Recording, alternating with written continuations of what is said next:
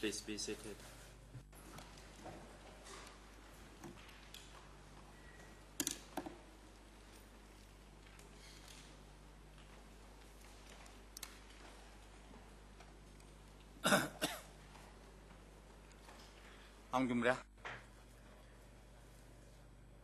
The court is now in session.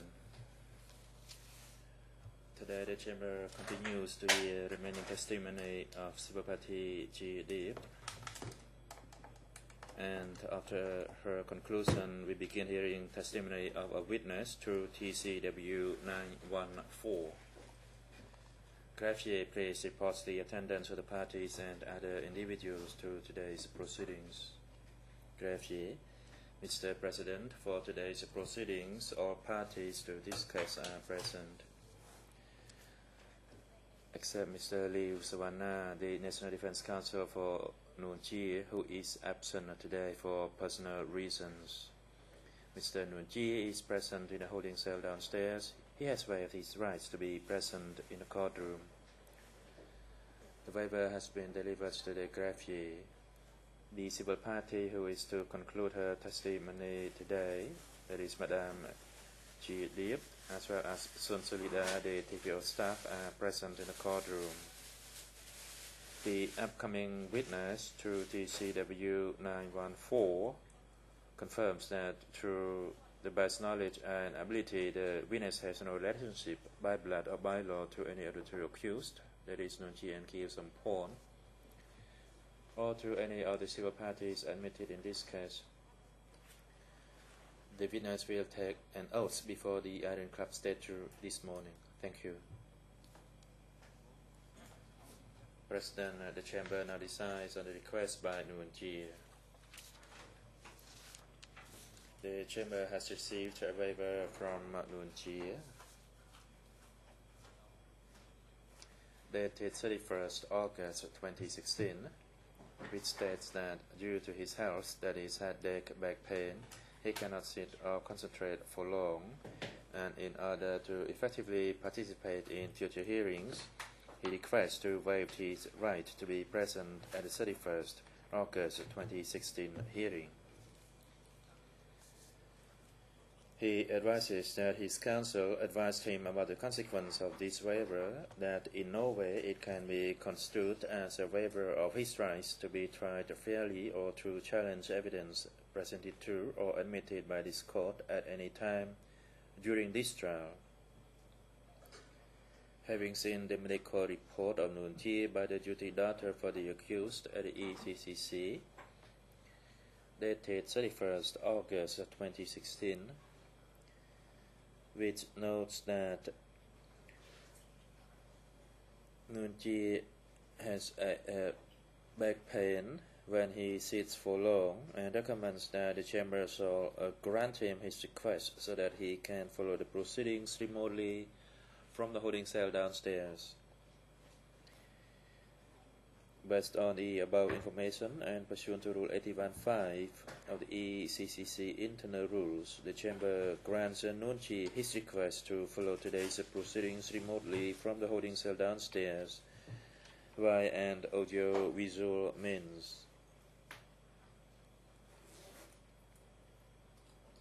The Chamber instructs the AV unit personnel to link the proceedings to the room downstairs so that Nuon Chea can follow. That applies for the whole day.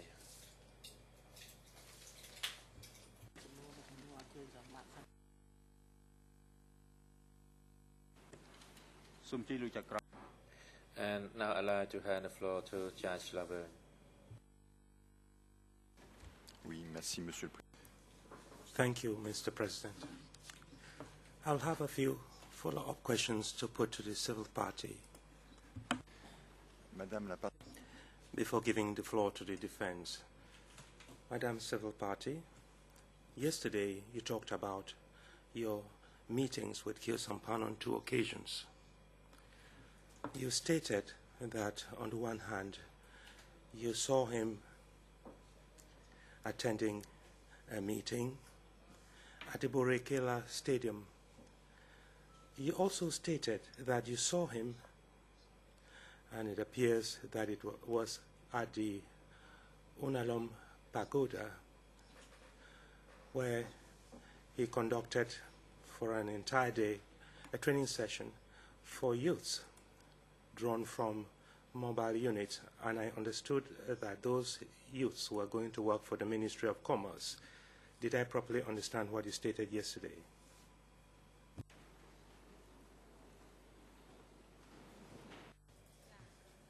Yes, that is correct.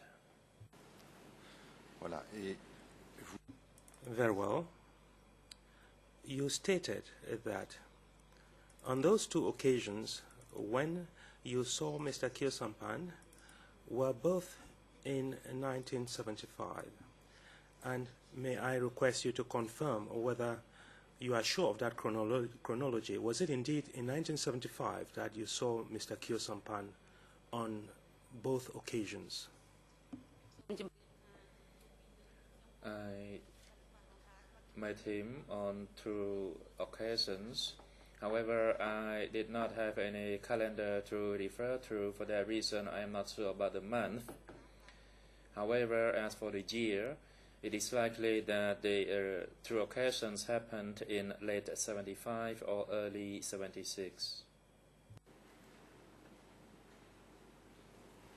bien. Donc, la... Very well. Regarding the meeting at the Unalom Pagoda, was it for members of the Ministry of Commerce, or who were supposed to attend that meeting precisely? What was the target population or public? There were all combatants from the Ministry of Commerce from Phnom Penh who attended the meeting. However, only a few representatives from each unit from the Ministry of Commerce were sent to attend the meeting.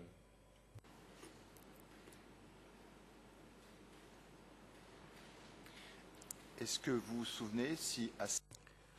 Do you recall whether during that period Koi Toon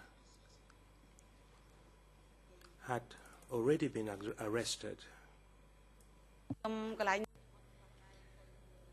am not sure about Koi Toon. I knew of his arrest, but I can recall as to when he was arrested.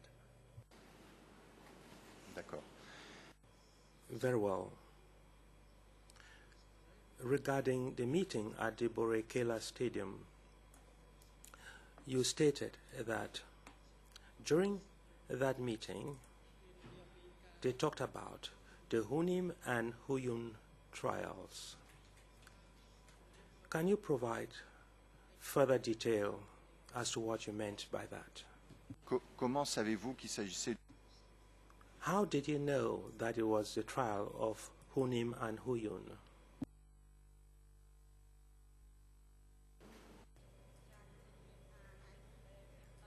On the day that I went,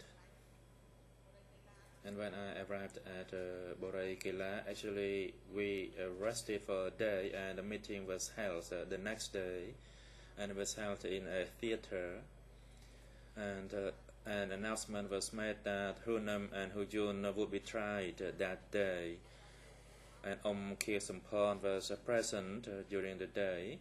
However, when I was there, I saw only two messengers of Huyun and Hunam, but the two did not were not present there. Only the messengers spoke, and they spoke about the backgrounds of Hunam and Huyun.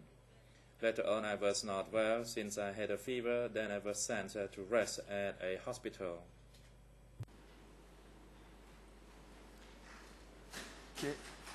Quel était le rôle de Khieu Sampan? What was Khieu Sampan's role at the time? Were there any other leaders in attendance? What other details do you recall?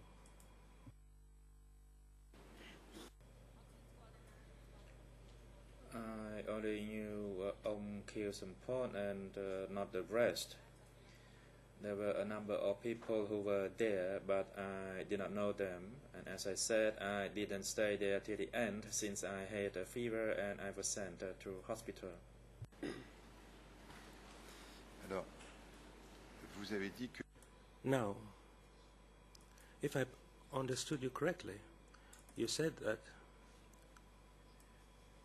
the testimony of the messengers of Huyun and Hunim were heard.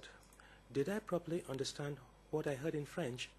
You said that that happened not at the Borekela Stadium, but at a theater. Was it at a theater or at the Borekela Stadium?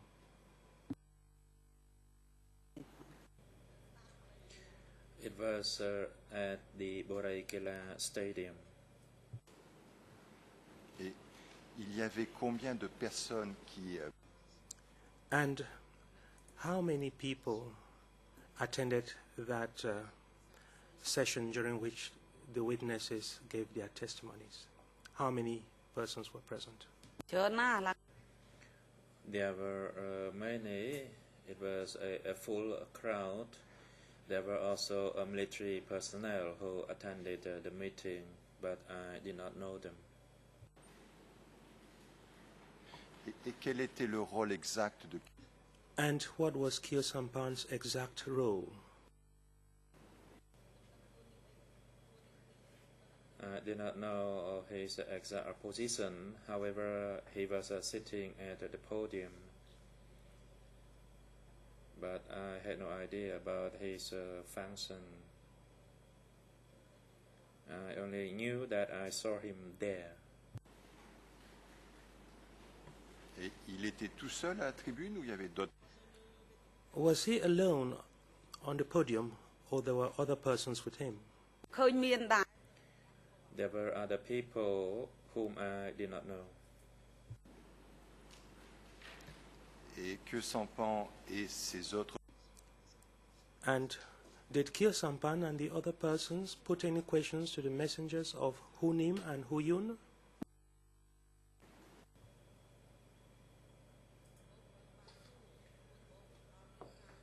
Initially, questions were put to the messengers. However, after the messengers started speaking, they did not put any further question. And as I said, I left early.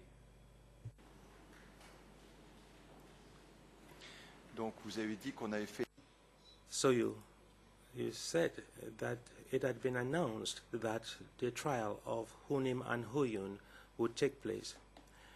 Did you wait for a day before the meeting was held? And prior to that, was it announced that other topics would be broached? Was it announced that there would be a political training session to be conducted? And were you surprised to hear that there was going to be the trial of Hunim and Huyun? We arrived on the day and we rested and nobody said anything, and the meeting or the trial happened the next day. And we did not know anything before we actually attended the meeting. donc avant d'arriver, vous n'avez So, prior to your arrival, you had no idea as to the reason why you were convened to attend that meeting, and it was only in the last minute that you were told that that trial was going to take place. Did I properly understand your testimony? Yes, that is correct. We did not know anything beforehand, and only when we were there we knew that Hunim and Huyun were put on trial.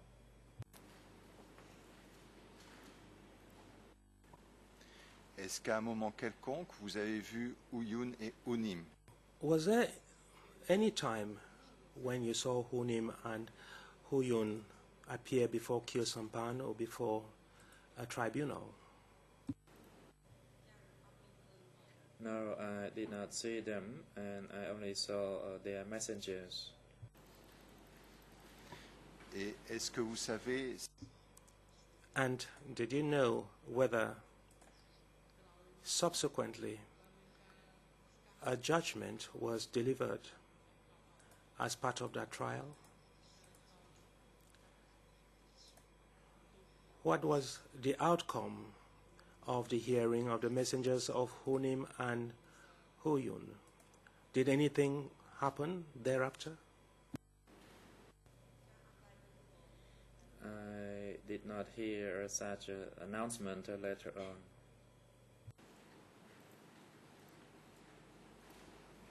Je vous pose toutes ces questions. I put all these questions to you because it appears that there are problems with the dates. You refer to a meeting that was held in late 1975. I believe that was under the supervision of the parties, but I believe that Hunim was arrested in 1977.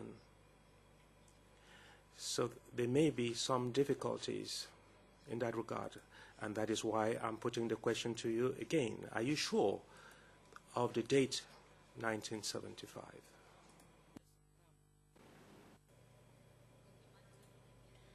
As I have stated,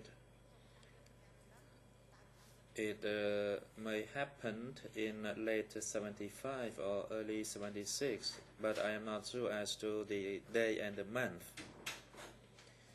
But the truth is I attended the meeting, and that happened in either late 75 or early 76. And as for the arrest of those people, I did not know.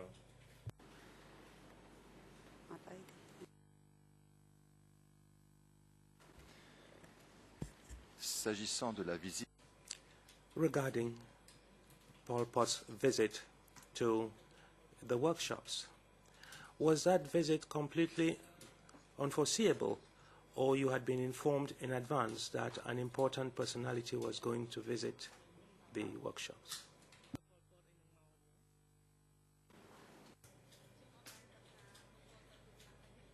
I did not know that Pol Pot wants to visit Korea, and I only saw him in the documentary where it was shown that he wants to visit Korea.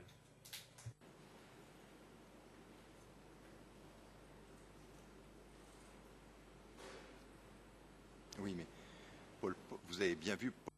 Yes. Did you indeed see Pol Pot visit the workshop in which you were working? I understood that you watched a documentary in which Pol Pot was shown visiting Korea. That is one thing. But yesterday you stated that you yourself saw Pol Pot. And my question to you is as follows. Before you saw Pol Pot, were you informed that an important personality was going to visit the workshop?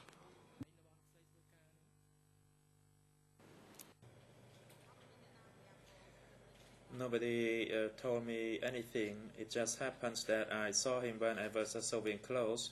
He was standing in front of me, and he asked me whether I ate my fill with a bread that was given, and I said no, that was not sufficient. Sometimes I had to eat morning glory. He did not say anything else. Then he moved on, and I continued sewing my clothes, the clothes. And next day we were given two breads, one for the morning and one for the evening. I only saw him with a few other individuals, and he was not escorted with bodyguards. Bien, je vous remercie, Madame la Very well. Thank you, Madame Civil Party, for these clarifications. I have no further questions. Thank you, Judge. I'd like to hand the floor now to the defense team for Noon Chia.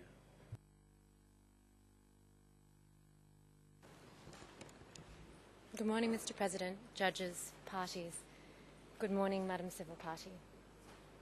Today I'll be asking you questions that will revisit what we've already discussed yesterday, but I'll be looking at them from a different perspective, so please bear with me. I'll also be refreshing your memory along the way with things that you said yesterday. Because of the current focus of the trial, we'll be spending most of our time discussing experiences related to your marriage.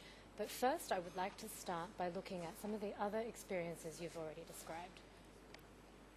So my first line of questioning is in relation to your work with the War Spoils Unit that you spoke about yesterday. And yesterday, before questions to your civil party lawyers at 13:44, this is what you said. Your big group was in charge of transporting the things from people's houses. One day, when you collected those spoils of war, some of your forces transported silver things. Those silver things were collected from the royal palace, but you did not go to the royal palace. You simply helped organize those things after they were collected. There was a statue collected from a factory.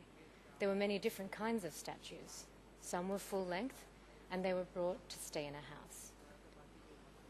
My first question in this regard is, you've mentioned Apsara statues and silver things. Do you remember what other types of war spoils were collected and stored?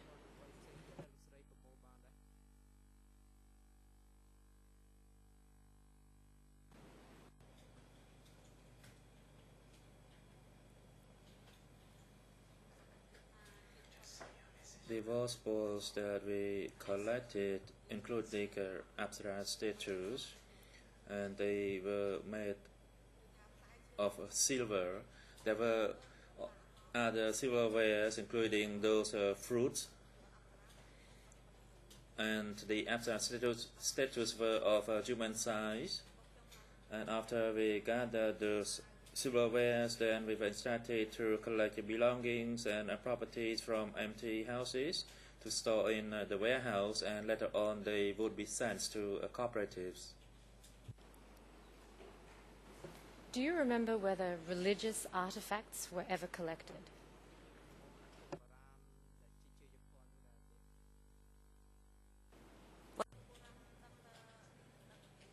I only knew of silverwares, and there was no gold. Do you know what was supposed to happen to the war spoils after they were brought to stay in a house?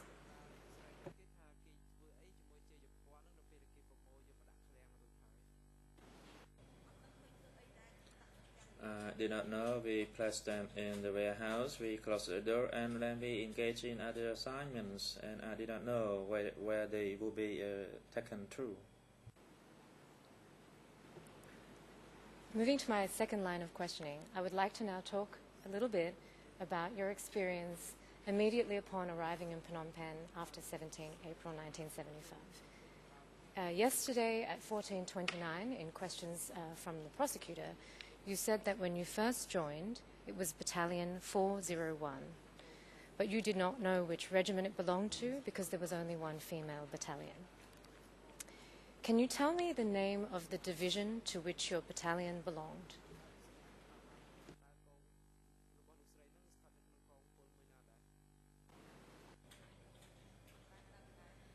I did not know which division we belonged to. I was a member of a female battalion. That's all I knew. Did you know the names of any major leaders, for example, the division leader?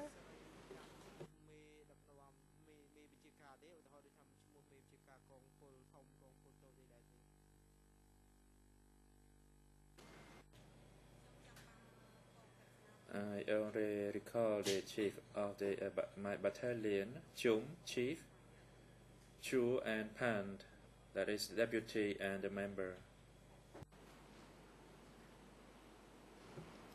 Yesterday at 13:44, in questions from your civil party lawyer, you said that when you entered Phnom Penh, you stayed to the north of Wat Phnom.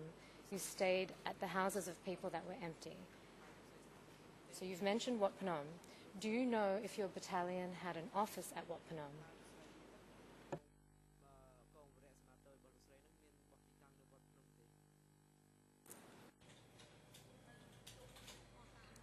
We stayed together at those houses, and later on we were split into units, and then I stayed at the Kalamat Hospital, and another unit was sent to the military, one to Kampong Som, and my unit was sent to Commerce. Did I understand well then that you and your colleagues in the battalion and your leaders all stayed in the area surrounding Wat Phnom.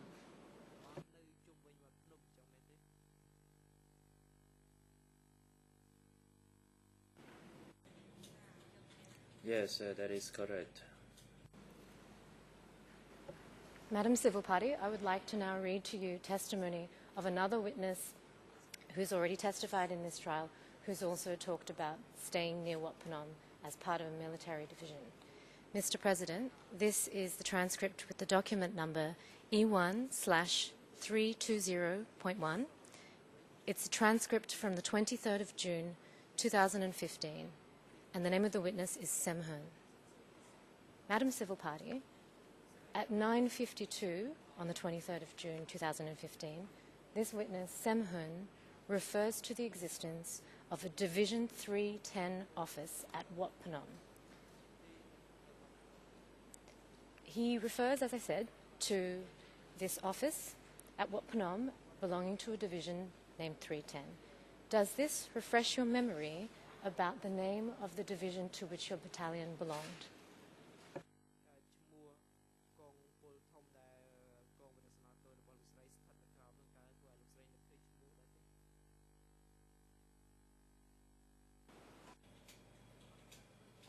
No, that does not jog on my memory at all. I'll try one more time with a different fact that he mentioned on a different day. Mr. President, this is the transcript E1/317.1. It's a transcript from the 17th of June 2015, from the same witness, Sem Hun. Madam Civil Party, at 15:48 on that day, this witness, Sem Hun, says, it was Eun who was the commander of the division. Now, I know you've mentioned that you can only recall the names Chung and Pan as names of leaders. Does the name Eun ring a bell to you?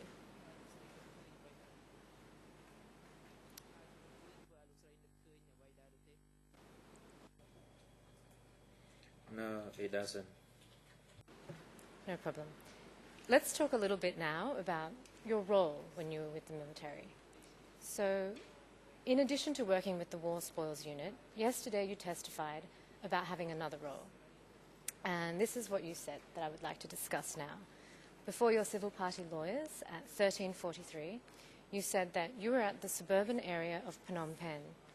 You transferred ammunition, dead bodies of the soldiers, and wounded soldiers. But you also participated in fighting other combatants.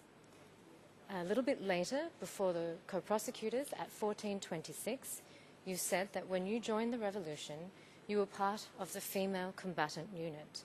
You were part of the transportation to carry the wounded from the battlefield. You carried the wounded, the dead, and the ammunition. Here's my question.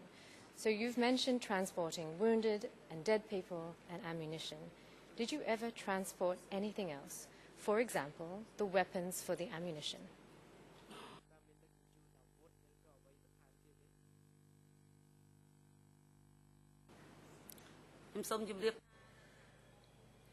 At the battlefield, my task was to carry ammunition to the front and carry the wounded and the dead to the back. But I never carried any weapons.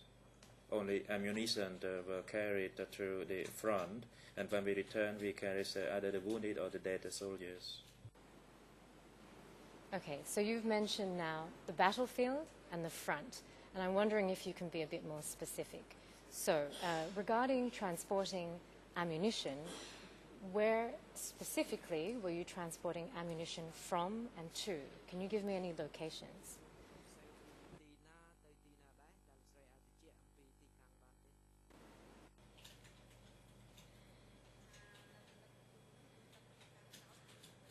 The rear battlefield was to the north of Prasad Mountain, and we took them through the front battlefield. I did not know the exact names of village or commune because it was in the forest in that area. How long, can you estimate how long it might have taken for you to, let's say, take ammunition from your location to the front battlefield?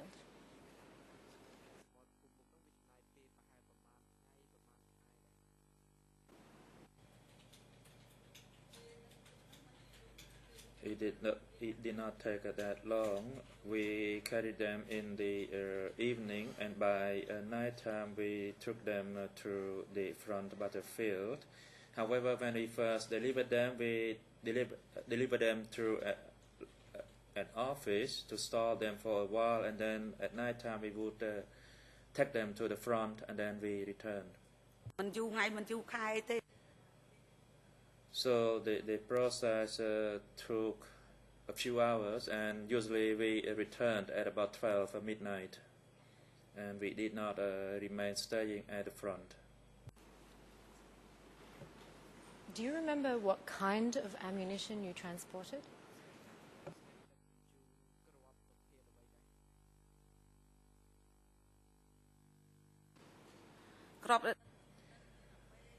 Ammunition includes B40 and bullets in the form of .41 or .42, .60, .80. We store them at the office, and then we returned. Do you remember by any chance where that office was?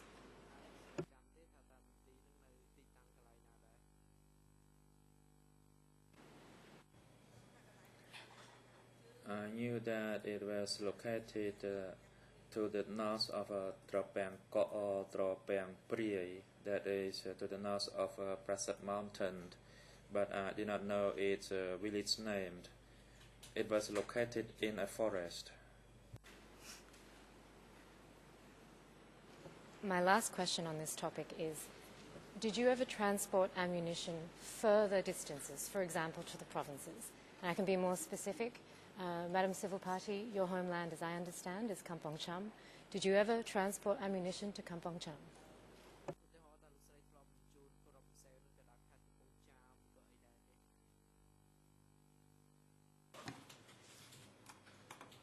No, never.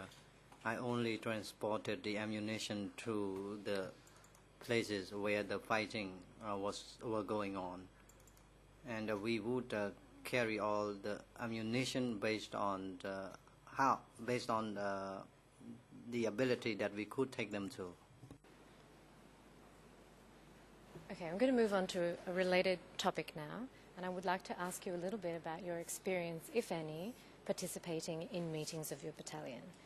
So to refresh your memory a little bit, yesterday, before your civil party lawyers, at 13:44, you said that when you entered Phnom Penh, you stayed to the north of Wat Phnom. I've already quoted this to you before. You stayed at houses of people that were empty, and then later on you were moved to Kalmet. My question is, while you were staying at Wat Phnom and later at Kalmet, did you ever attend any meetings of your battalion?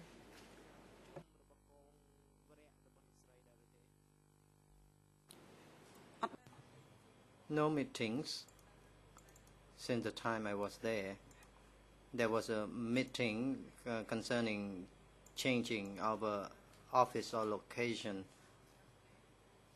I learned about the division of battalions, and then that was the time when I was transferred to elsewhere. Did I understand correctly that you attended this meeting at which changing of the office was discussed?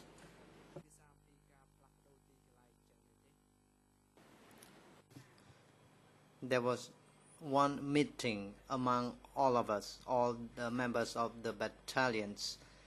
That meeting was to inform that all of us were to be divided into units, and one was to send to Kampong Thom, another one was to the commerce, and the day after we left to our directions. Some went to Tu Tumpung, others went to Cambodia Ground locations. We were divided into groups, and we were stationed at a different location in Phnom Penh. Do you remember if there were any other topics of discussion at this meeting?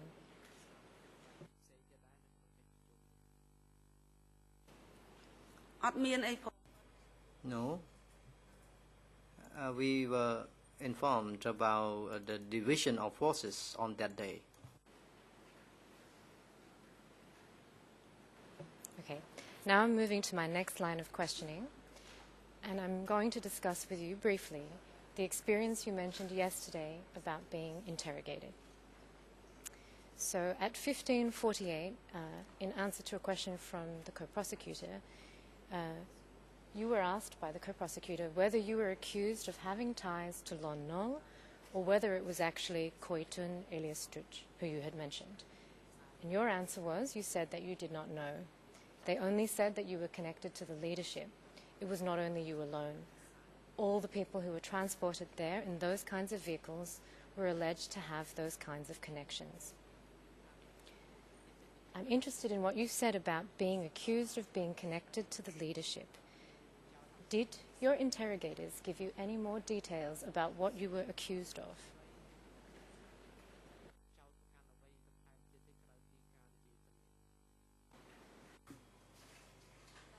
I do not know about that.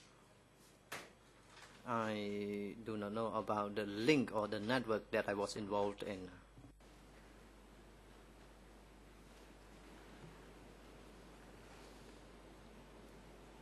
And then, with questions about what happened after the interrogation, you said to the co-prosecutor at approximately 15:45 yesterday that you stayed at that location for a while, and then you went to Wat Sleng, where you were assigned to dig canals and build dikes. Were you told why you were being transferred to Wat Sleng after having been interrogated?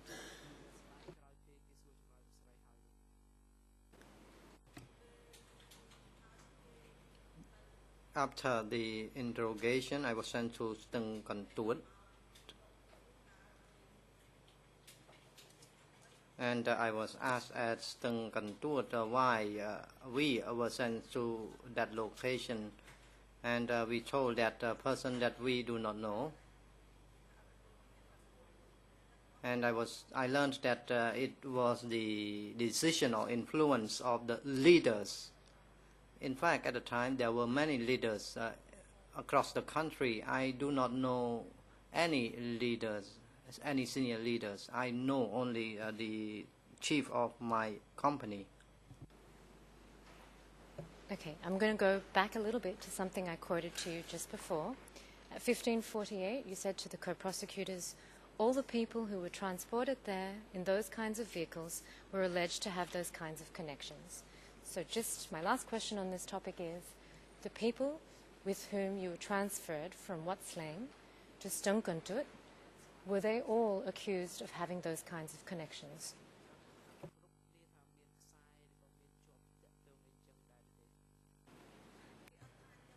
They did not say that. They said that we were influenced by the leaders. When we were asked, all of us told that we do not know the reason, and they said that we were influenced by the leaders, and I do not know any leaders at all. And do I understand correctly that they did not mention any specific names of leaders who were to have influenced you?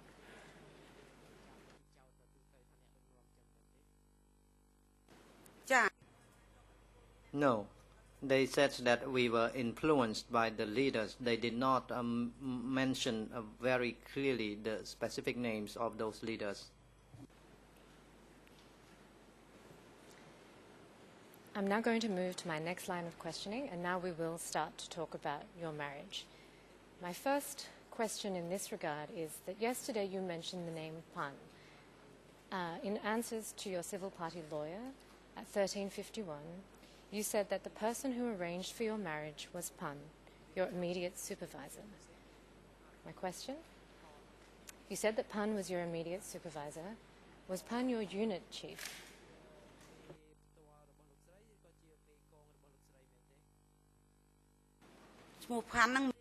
Pan was the unit chief of the male. In fact, he was in charge of male and female in the was boy unit. In fact, he was the one who asked me about the marriage. And you said that this person was your immediate supervisor, so is he the person that you reported to daily, and is he the person that gave you orders daily?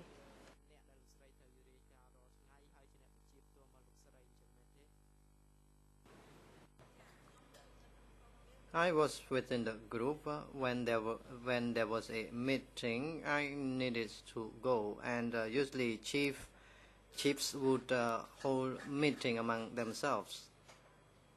And as for the meeting among all of us, those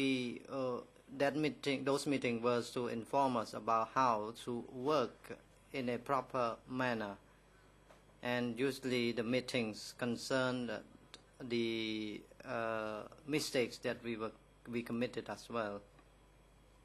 And your work assignments, day to day, were they usually given to you by Pan?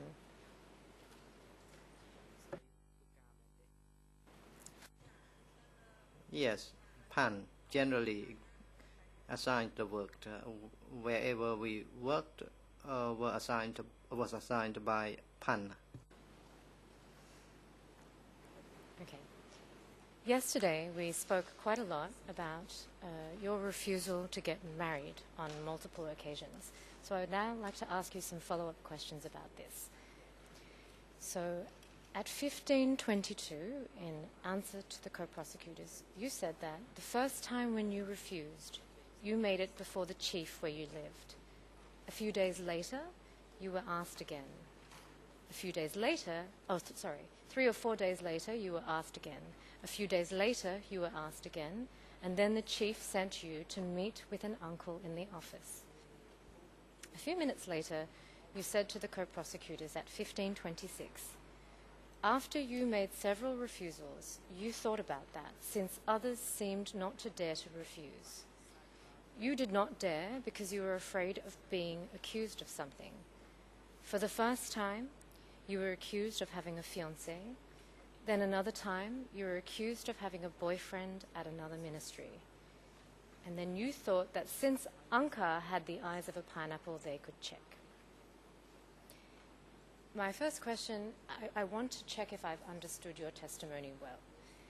Is it correct that the first time when you refused to be married, you were accused at that time of having a fiancé?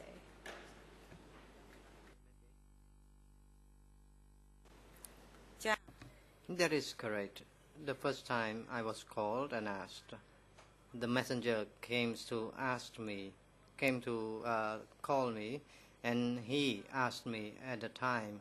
But before he put the question, he praised me that I did good work and I contribute much to Angkar. So the Angkar was grateful to me, so they needed to arrange the marriage for me.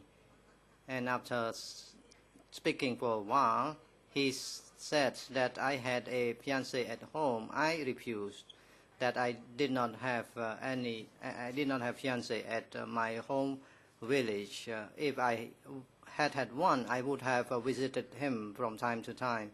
Then he said that I had a boyfriend at the ministry. I also refused that. And I asked him to conduct surveillance if he did not believe me. A few days later, I was told to go and see Uncle. And then I decided to go. I did not see Mr. Kun, but I met Chon and another person. The two individuals spoke with me on that day. And I was asked by all of them. On that day, I started to talk to myself that I did not want to refuse any other proposals because others did not refuse the marriage, so I had to submit myself to the request by Angkar. I'll come back to that next meeting in just a minute, but just to follow up with one more question. So, your chief accused you of having a fiancé and then having a boyfriend, and then you said he could conduct surveillance on you to check. Am I correct? That is correct. Anka had pineapple eyes, and if Anka did not believe me, Anka should do whatever it wanted, and then measure could be taken against me. Okay, so just on that point, what was your chief's response when you told him to conduct surveillance on you?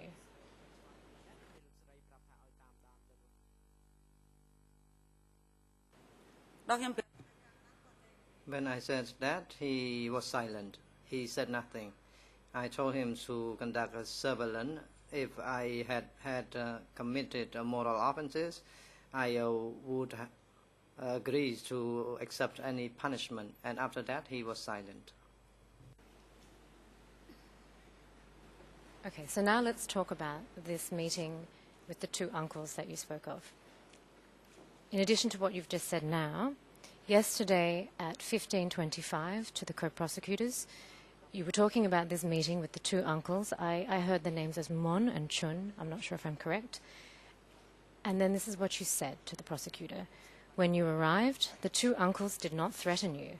They spoke nice words. They said that not only you were supposed to get married, other cadres were supposed to get married as well. And then a minute later, to the co-prosecutors at 15:26, you said that after you made several refusals, you thought about that, since the others seemed not to dare to refuse. You did not dare because you were afraid of being accused of something. My question is, what made you think that you would be accused of something?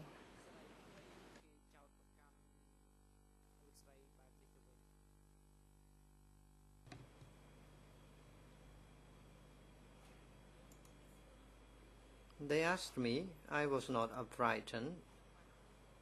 And if they had accused me of anything, I would not have been afraid of that accusation because I did not make any mistake. At the time, I refused since I knew that I did not make any mistakes. Okay. And then yesterday at 15:26, before the co-prosecutors, you said that you met with the two uncles, they spoke nice words, and you knew you could not make any refusals. Now, you said yesterday that the uncles spoke nice words, and you've said just now that you were not frightened of them. How was it that you concluded that you could not make any more refusals to be married?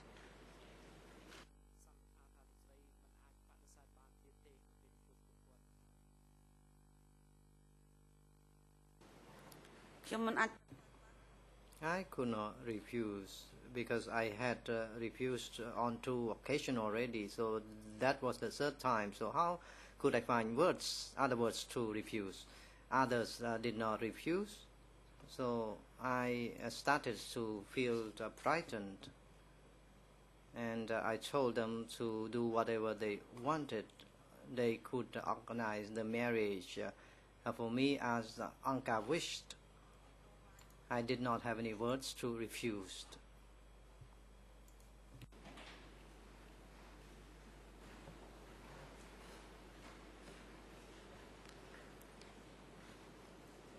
Okay, let's talk a little bit about your parents.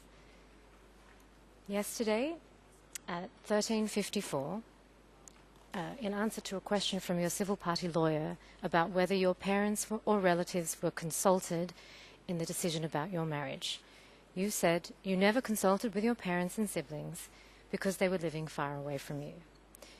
You wanted to ask for permission to visit them, but they did not allow you to do so. Now, I'm not sure I understood this well. After you were requested to get married, did you, in fact, ask for permission to visit your parents?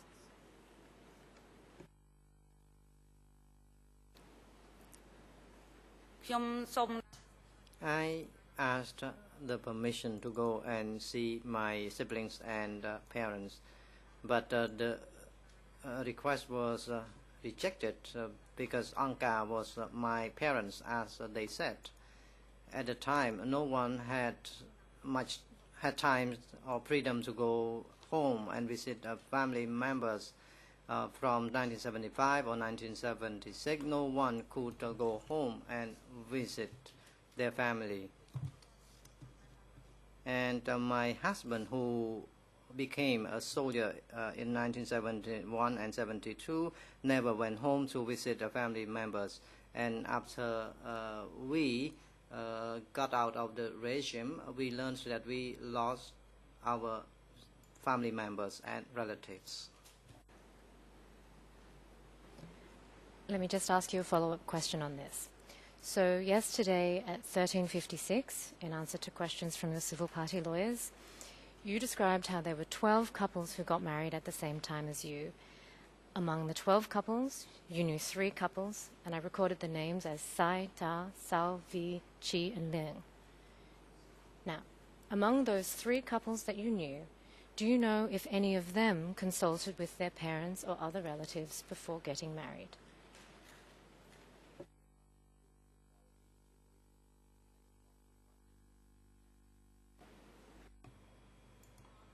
No. When I saw them and discussed with them, they said that they did not go to consult with the family members and parents. The 12 couples never went to ask any opinions from parents or family or relatives or siblings. Thank you. Moving to my next line of questioning about your marriage, I would like to talk to you briefly about your age. Yesterday at 14:02, in answer to questions from your civil party lawyer, you said that at the time that you were married, you were 19, your husband was 26. Madam Civil Party, on your ID card, your date of birth is recorded as the 7th of April 1954. To your understanding, is this date of birth accurate?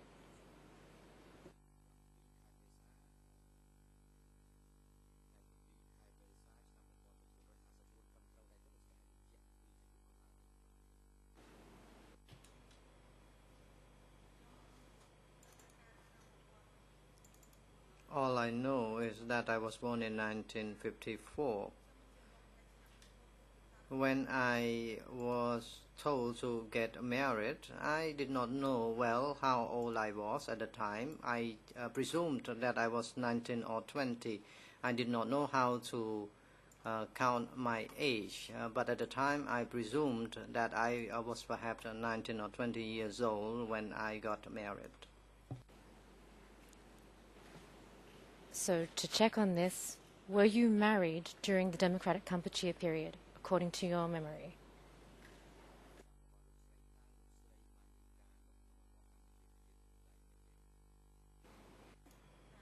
Yes, I got married in the DK. Thank you. Moving to my next line of questions. Just a few brief follow-up questions. This is regarding handicapped soldiers, who you mentioned briefly yesterday.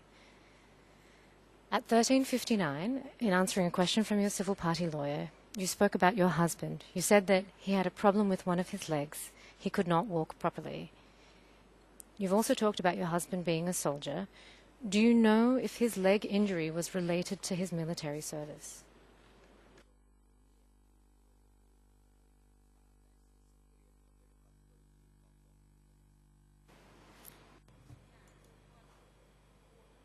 The injury had something to do with the war.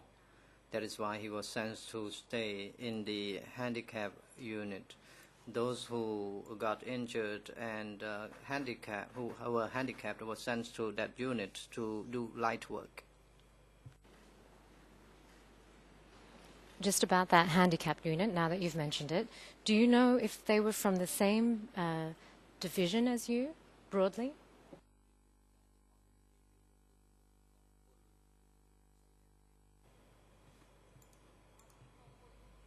They were from divisions of the North Zone. Okay, and just another follow-up question about this.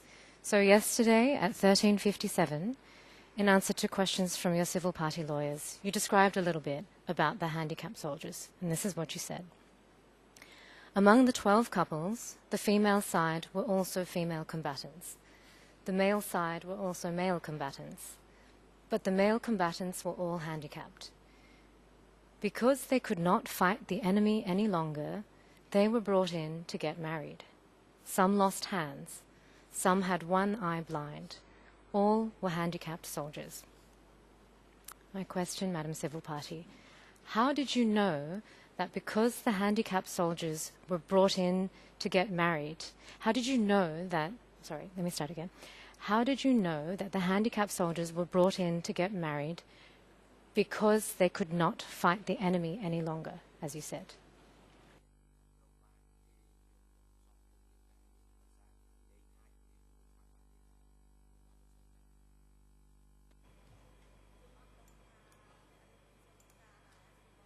I did not know that some of those who were to get married were handicapped. I learned about that on the day of marriage. Those handicapped soldiers, some of them whom I know, came on a truck transporting ammunition. But before that, I did not know that the female has to get married to the handicapped men.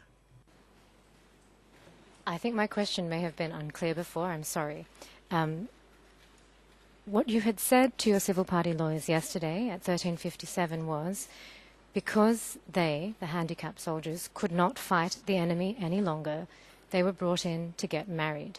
And my question is, how did you know that the reason that they were brought in to get married is because they could not fight any longer?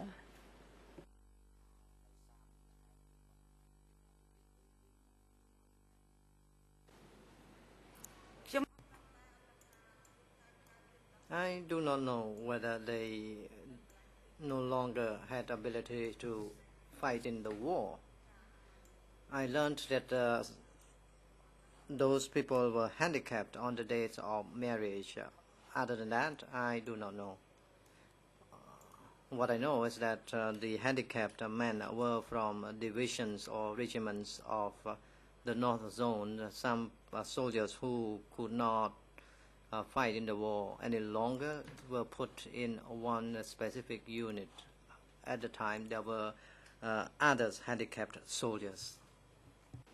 And did you know anything more about that handicapped unit? For example, did you know where it was located?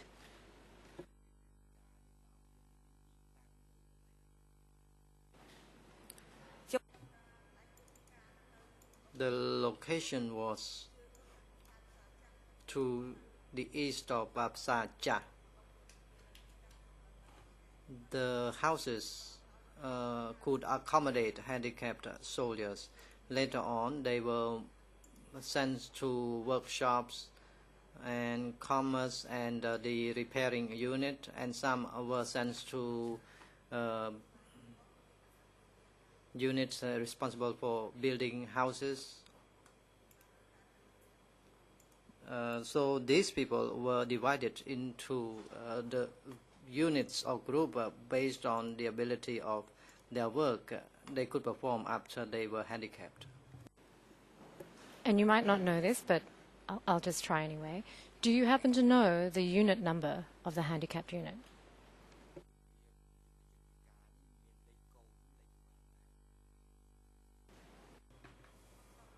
I do not know. Okay, moving now to my next line of questions. Just very few questions now about your wedding ceremony. My first question is, among the other couples at your wedding ceremony, do you know if any of their parents or relatives attended the wedding ceremony?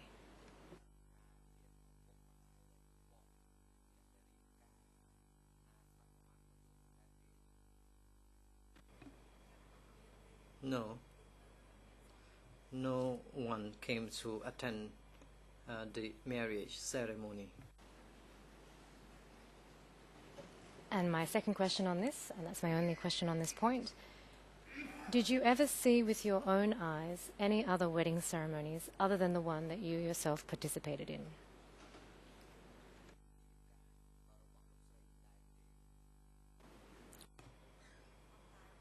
No, I do not know. I do not know other marriage ceremonies. Thank you. I'm now up to my second last line of questioning, and these are some questions about morality during the DK period.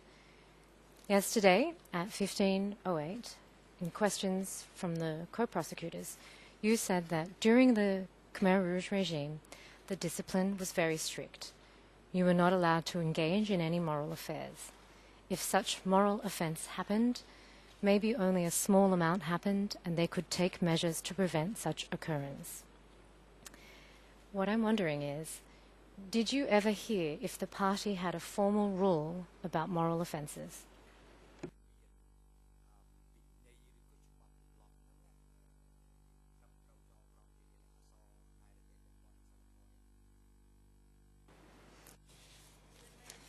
Yes. They have moral rules. That is, we were asked to be clean. And I learned that the children of the leadership were divided from one another, and after the division, if they did not have any mistakes toward one another, I mean moral mistakes, they were allowed to get together. And now I would like to ask you about a moral rule that was published in the Revolutionary Youth publication. Mr. President, this is the October 1978 issue. It's document E3/765. The ERNs in English are 00539994, in Khmer 00376493-4, and in French 00540024-5. Madam Civil Party, this publication records the following principle of the Communist Party of Kampuchea. It's Principle 6, and it is, do not behave in any way that violates females. Does this sound like something that you ever heard during the DK period?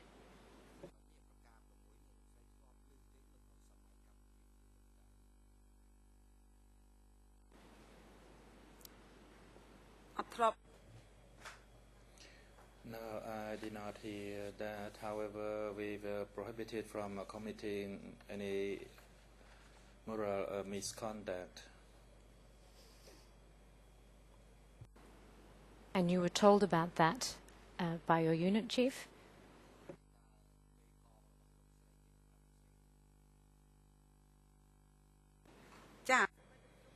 Yes, and the matter was reiterated at every meeting, and that male and female youth should stay clear from moral misconduct. Thank you. Now I'm moving to my last line of questioning, so we're almost done here. These questions are about the consummation of your marriage. Madam Civil Party, yesterday at 14:07, in answer to questions from your Civil Party lawyer, you said that, and you were asked about whose choice it was to consummate the marriage, you said about your husband that it was his choice. My question is, can you elaborate on this answer? I mean, more specifically, what did your husband say or do right before the first time you had sex with each other?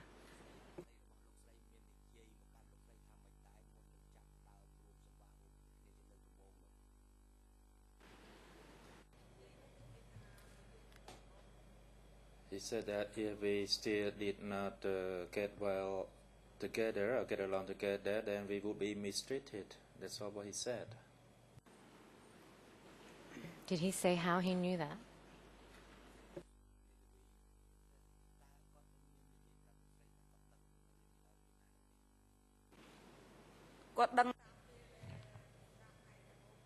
He knew it during the first night that we stayed together and that we were under monitoring, as we all could hear footsteps going up the staircase or the ladder. And I had been aware of that previously.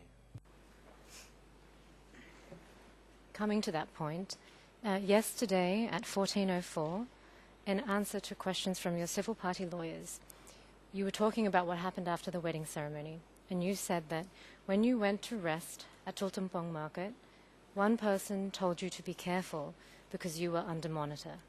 Then you described what you've just said now. The three couples stayed together in one house.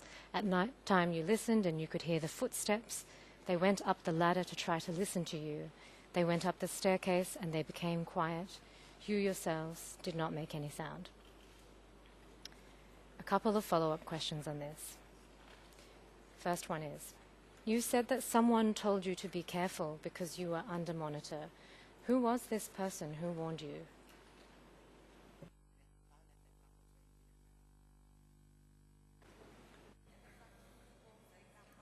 It was the other woman who cooked, who worked in the kitchen at the location where I worked. She says that I should be careful because we were under a monitor since we did not lie to our husbands, and it turned out to be true at night time since I could hear footsteps going up the staircase. And I became so quiet in order to listen to the footsteps outside. And after a while, I could hear the footsteps going down. Did you ever find out who these people were who were monitoring you?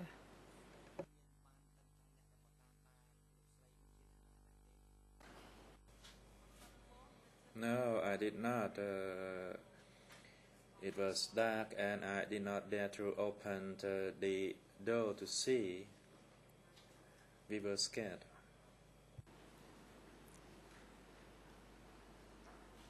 My last question.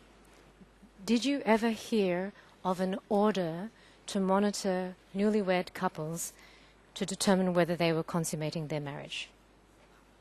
I'm speaking of an order here.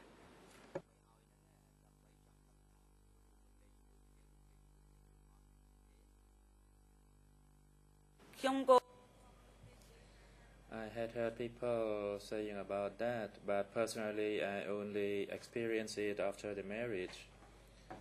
Previously I had heard that the married women were subjects to be monitored by the militia group, and it did happen to me after I got married.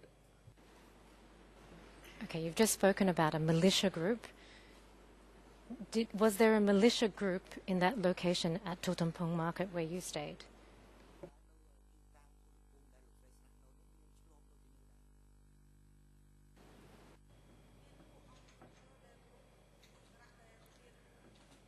There were bodyguards of the chief of the place where I worked, and they were used by the chief to conduct the monitoring activities. But I did not know them since we stayed at separate locations, and the chief supervised both male and female units. Okay, so you've described a few duties there, guarding the chief and monitoring activities. Do you know if these militia had any other general duties to perform?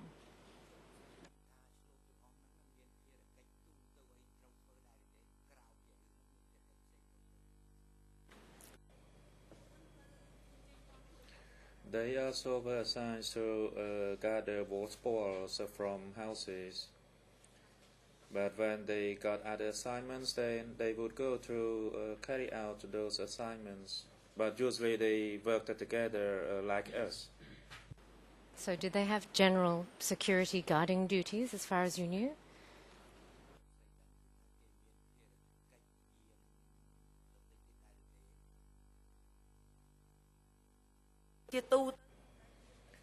Generally, they did not stand guard at any location, and from my observation, during the daytime, they worked as we did. But for nighttime, I did not know much about the assignment, but as I said, that night I could hear footsteps. And previously, I had heard people speaking about the monitoring, and it turned out to be true during that night for me. And just let me confirm one last point. You said that you heard footsteps, but if I understood well, you said that you did not find out who it was. Is that correct?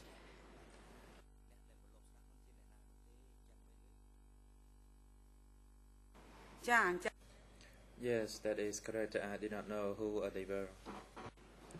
Thank you for your patience, Madam Civil Party. Mr. President, I have no further questions.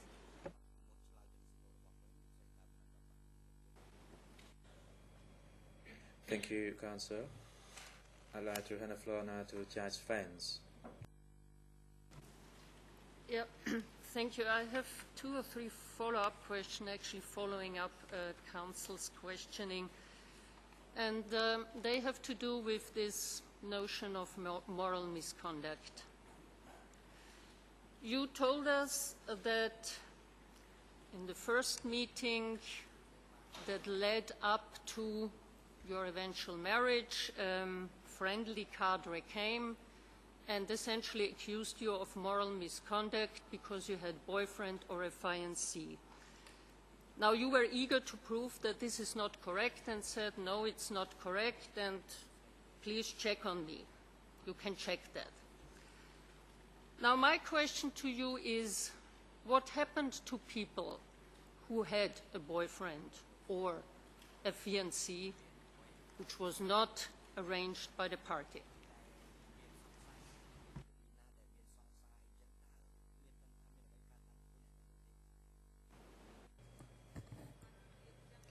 As I have stated, people involved in moral misconduct, there was a couple at my place. However, they were children of the leadership level. Then they were split up, and after a period of time, they were reunited and they were married off. That was the only incidents that I knew of. Why were you eager to prove that moral misconduct hasn't happened? In your case, sorry.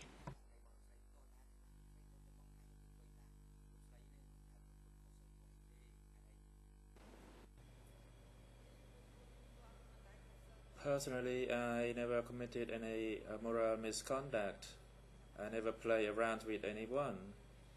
But when the chief asked me, he seems to threaten me in that regard, but I stood firm that I never involved in any moral misconduct, because that's the truth. I understand that, and we have heard from Council that moral misconduct was a serious issue under the regime. Now, you said you had the feeling he threatened you. Why would it be a threat if the only thing that happened was that you were separated from your partner for a while and then allowed to be together? Or did other things happen in cases of moral misconduct?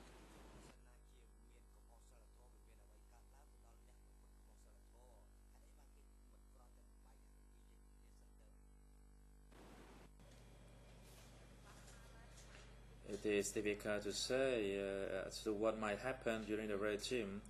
If people were accused of moral misconduct, the person would be taken away and disappeared. And the only instance that I saw that they did not disappear and they were married off was the one that I spoke about.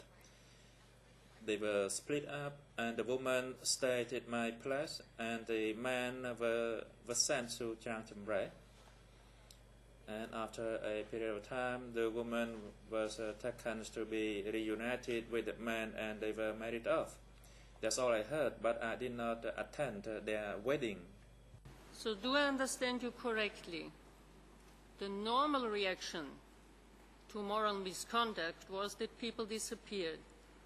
But you know one case where this was not the case and it ended in marriage. Did I understand you correctly?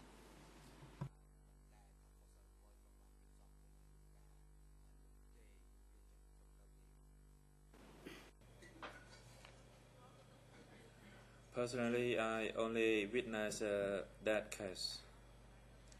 And before that, I had not witnessed anything. And that couple was married during a night time. Let me get back to the first part of your answer, where you said people disappeared. The people who conducted moral misconduct disappeared. Forget at the moment the one couple who married. How did you know that people disappeared who committed moral misconduct? Is this something you heard? Obviously you didn't witness this. Is it something you heard, you read, people talked about? Or what's the source of your knowledge?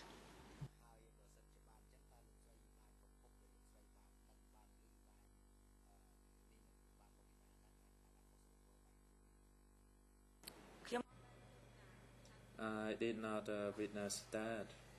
I only heard people involved in moral misconduct and disappeared. I only heard people saying about this, but personally I did not witness it. I understand. And that leads me to another question. When you were asked why you eventually agreed to your own marriage after 2 refusals, you said, roughly because I saw the others didn't dare refuse, and you said, I was afraid I would be accused of something. Now, very clear question. But you didn't specify. Were you afraid you would be again accused of moral misconduct if you didn't agree?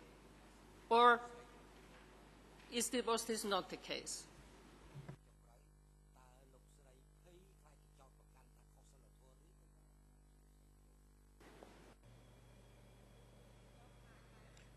Personally, I was afraid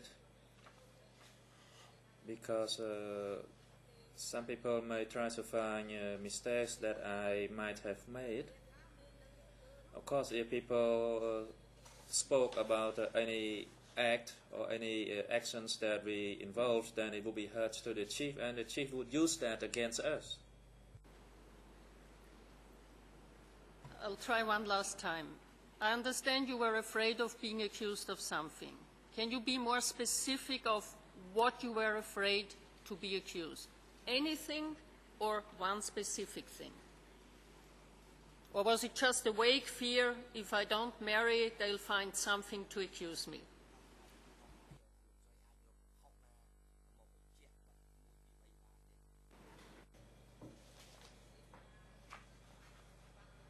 It is difficult to say about the mistakes that we might have made. I myself did not commit any moral misconduct, and if I were to accuse of committing it, then they would not ask for the reasons why I did it. Then I would be sent to the upper level. And if the chief informed the upper level would believe the chief, and they would not ask for justification from members.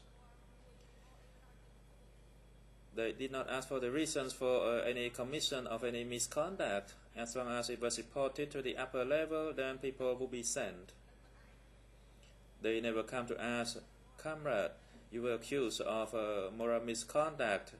What was your justification? No, they would not do that. The person would be removed.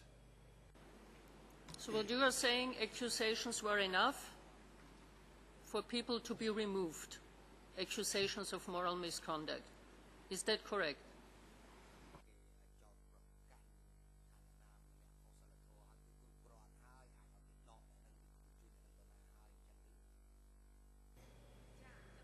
Yes, that is correct.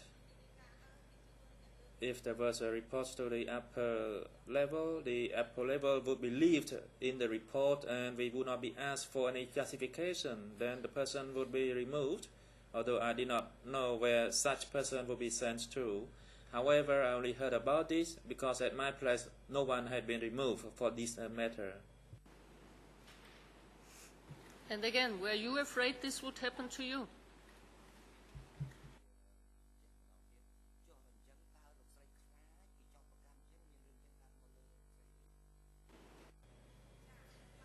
Yes, I was afraid. I was afraid of such accusations. I was afraid that I might be accused of committing a moral misconduct or of any treacherous activity, and for that reason I did not dare to make any further refusal. Thank you.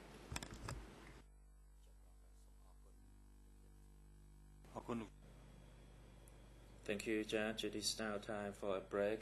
The chamber will take a 20-minute break from now.